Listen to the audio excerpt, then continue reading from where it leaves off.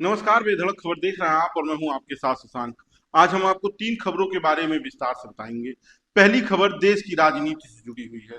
देश की राजनीति से जुड़ी खबर मोदी कैबिनेट को लेकर है। मोदी कैबिनेट में बड़ा फेरबदल होने जा रहा है। मानसून सत्र से पहले ये जो बड़े फेरबदल की चर्चा चल रही है, इसके क्या मायने हैं, क्या कयास लगाए जा रहे हैं, इस मुद्दे पर चर्चा होगी। दूसरी खबर भारतीय जनता पार्टी के राष्ट्रीय अध्यक्ष, नवनियुक्त राष्ट्रीय अध्यक्ष नितिन नवीन के उत्तर प्रदेश के पहले दौरे पर होगी। क्यों विवादों में रहा, इस दौरे से भारतीय जनता पार्टी को 27 के चुनाव में क्या लाभ मिलेगा। और तीसरी खबर अयोध्या, राम की नगरी अयोध्या से है, जहां पर चढ़ावा चोरी को लेकर जो विवाद हुआ था, उस पर आगे क्या कार्यवाही हुई। ट्रस्ट की बैठक में चंपत राय, अनिल मिश्रा के इस्तीफे को मंजूर करने के बाद उनकी जगह पर जिन लोगों को बैठाया गया है, क्या वो चंदा चोरी में जो आरोप लग रहे हैं उसके बड़े खुलासों पर कुछ बात करेंगे, या फिर इस व्यवस्था को मैनेज करेंगे, क्या मॉडल होगा नया, इन सभी विषयों पर चर्चा करेंगे। लेकिन शुरुआत दिल्ली से। दिल्ली यानी कि देश की राजधानी। देश की राजधानी और राजनीतिक गलियारों में एक चर्चा है। चर्चा ये कि मोदी कैबिनेट मानसून सत्र के पहले, संसद के सत्र के पहले बदलने वाला है, बड़ा हेर फेर होने वाला है। और कयास लगाए जा रहे हैं कि 11 या 12 जुलाई को ये कार्यक्रम रखा जाएगा। मोदी कैबिनेट में बड़े फेरबदल होंगे। किन चेहरों पर बात होनी है, इस पर भी बात होगी। पहला चर्चा है लखनऊ से सांसद यानी कि राजनाथ सिंह का, जो देश के रक्षा मंत्री हैं। कहा जा रहा है कि हो सकता है उन्हें भी कैबिनेट से बाहर का रास्ता दिखाया जाए और उन्हें मंत्री पद से हटा दिया जाए। ये सुगबुगाहट क्यों है? क्योंकि उनके दोनों पुत्र इस वक्त राजनीति में सेट हो गए हैं। पंकज सिंह नोएडा से विधायक हैं और दूसरे नीरज सिंह अभी अभी जो उत्तर प्रदेश में नई कार्यकारिणी बनी है, जो नया प्रदेश का संगठन विस्तार हुआ है, उसमें प्रदेश उपाध्यक्ष बनाए गए हैं। उसके अलावा 75 साल वाला जो मुहर है वो भी लग चुका है। 75 साल के राजनाथ सिंह हो गए हैं, इसलिए कहा जा रहा है कि उन्हें भी हटाया जाएगा। अब उन्हें हटाने का जो सवाल है, वो सवाल इसलिए बस खड़ा हो रहा है कि जब मोदी 75 साल के हो गए, उसके बाद भी वो प्रधानमंत्री बने रह रहे हैं, तो क्या राजनाथ सिंह, जो कभी भारतीय जनता पार्टी की बागडोर संभालते थे, कभी देश के गृह मंत्री थे, कभी उन्हीं के चेहरे पर प्रधानमंत्री का चुनाव देश में भारतीय जनता पार्टी लड़ने जा रही थी, क्या वो इतनी आसानी से कुर्सी छोड़ेंगे? ये सवाल बना हुआ है। और क्या मोदी सरकार उन्हें मना पाएगी? इस सवाल के साथ ये चर्चा है कि क्या राजनाथ सिंह को हटाना उचित है, या इसके राजनीतिक हानि और लाभ क्या होंगे। इसके अलावा दूसरा नाम है जो देश के शिक्षा मंत्री हैं, धर्मेंद्र प्रधान का। तमाम पेपर लीक मामलों में घिरे धर्मेंद्र प्रधान, हो सकता है कि मोदी कैबिनेट से बाहर जाए। लेकिन उन्हें अगर मोदी कैबिनेट से बाहर भेजा जा रहा है तो उन्हें उड़ीसा का मुख्यमंत्री बनाया जाना तय है, क्योंकि वहां पे भी खूब विवाद चल रहे हैं और वहां पर धर्मेंद्र प्रधान के नाम की चर्चा है। अगर धर्मेंद्र प्रधान मंत्रिमंडल से बाहर नहीं जाते हैं तो चर्चा ये है कि उनका मंत्री विभाग बदल दिया जाएगा। उन्हें शिक्षा मंत्रालय से हटाकर किसी और को शिक्षा मंत्रालय की जिम्मेदारी दी जाएगी। तीसरा नाम निर्मला सीतारमण का है। निर्मला सीतारमण इसलिए चर्चाओं में है क्योंकि उनको भी लेकर तमाम विवाद चल रहे हैं। 75 साल का जो मुहर है उनके ऊपर भी लगा हुआ है, इसलिए कहा जा रहा है कि निर्मला सीतारमण भी इस बार कैबिनेट से बाहर हो सकती हैं और उनकी जगह पीयूष गोयल को वित्त मंत्रालय दिया जा सकता है। चौथा नाम है पंकज चौधरी का। पंकज चौधरी उत्तर प्रदेश भाजपा के अध्यक्ष बनाए गए हैं। अभी तक वो मोदी कैबिनेट में वित्त राज्य मंत्री थे, इसलिए उनके नाम पर चर्चा है, क्योंकि भाजपा कहती है एक व्यक्ति दो पद पे नहीं रह सकता।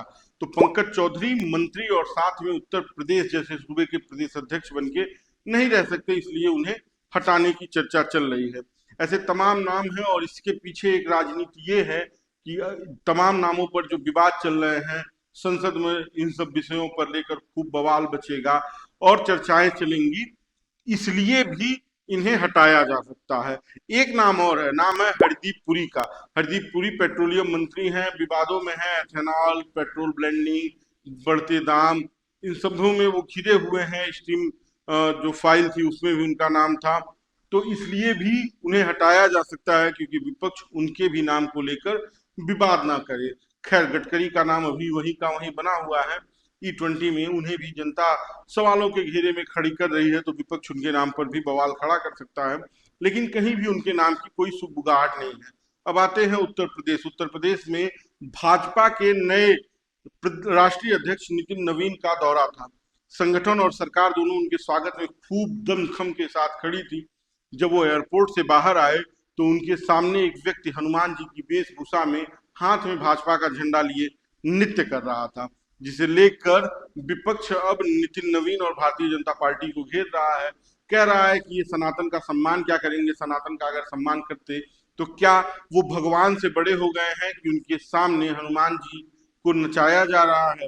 इसके अलावा उनके दौरे पर यह भी कहा जा रहा है कि वो आए थे तो राम मंदिर में जो चढ़ावा चोरी विवाद चल रहा है उसे थामने के लिए, रामलला के दर्शन के लिए तो जाना चाहिए था, जहां वो नहीं गए। अब इस तरह के सवालों के बीच नितिन नवीन का उत्तर प्रदेश का दौरा था, और ये दौरा इसलिए खास है क्योंकि 27 में होने वाले हैं उत्तर प्रदेश में विधानसभा चुनाव, और उसके पहले संगठन को सुदृढ़ करने के लिए, मजबूत करने के लिए और सरकार और संगठन में समन्वय बनाने के लिए, उत्तर प्रदेश में चल रही गुटबाजी को रोकने के लिए नितिन नवीन का ये दौरा बड़ा महत्वपूर्ण माना जा रहा है। अब इस दौरे में तमाम नेता, तमाम संगठन पदाधिकारी और सरकार के हिस्सेदार सड़कों पर जमे हुए दिखे। लेकिन अब क्या इस दौरे के बाद उत्तर प्रदेश में भारतीय जनता पार्टी 17 और 22 को दोहरा पाएगी, ये सोचना पड़ेगा, क्योंकि 24 में जिस तरह के परिणाम रहे हैं, अयोध्या जैसी सेफ सीट पर भारतीय जनता पार्टी हार गई और बनारस में भी खूब संघर्ष करना पड़ा, जहां प्रधानमंत्री नरेंद्र मोदी खुद चुनाव लड़ रहे थे। तो चढ़ावा चोरी जैसे मामलों पर भारतीय जनता पार्टी जिस तरह से बचती हुई दिख रही है, संभलती हुई दिख रही है, क्या नितिन नवीन का ये दौरा सरकार को बचाने में और संगठन को विस्तार देने में उतर पाएगा कि नहीं, खरा उतर पाएगा कि नहीं, ये सवाल है। तीसरा मुद्दा अयोध्या से जुड़ा हुआ है। अयोध्या यानी राम की नगरी। राम की नगरी में चढ़ावा चोरी का जो विवाद था, जो चल रहा था, जो चर्चाओं में था, उसमें 6 तारीख को ट्रस्ट की बैठक हुई। ट्रस्ट की बैठक में जो चंपत राय और अनिल मिश्रा का इस्तीफा था वो स्वीकार कर लिया गया, लेकिन सवाल ये कि क्या इनके ऊपर कार्यवाही होगी कि नहीं, ये बना हुआ है। एसआईटी की फाइनल रिपोर्ट के बाद से चंपत राय ये कह रहे हैं कि हम हर मुद्दे पर जो लोगों का आरोप है, जिन्होंने हमारे ऊपर सवाल किया है, उसका जवाब देंगे। लेकिन सवाल ये है कि जब एसआईटी बनी तो क्या इन लोगों के नाम एफआईआर में नहीं लिखे गए, इसकी क्या वजह है। ऐसे तमाम सवालों के बीच अभी भी राम मंदिर ट्रस्ट की जो चढ़ावा चोरी का मामला है वो घिरा हुआ है, चल रहा है, विपक्ष इसे भुनाने की कोशिश में है, 27 के चुनाव तक इसे जिंदा रखने की तैयारी में है। अब देखना यह है कि कैबिनेट में बदलाव और विस्तार, उत्तर प्रदेश में नितिन नवीन का दौरा और राम मंदिर चढ़ावा चोरी का मामला भारतीय जनता पार्टी को कितना हानि और कितना नुकसान लाभ पहुंचाती है, ये देखना होगा। बाकी का आप बेधड़क खबर देखते रहिए, अपनी राय जरूर दीजिएगा, इस वीडियो पर अपनी राय कमेंट बॉक्स में दीजिएगा। बाकी का बेधड़क खबर के साथ बने रहिएगा, वीडियो शेयर कीजिएगा। धन्यवाद।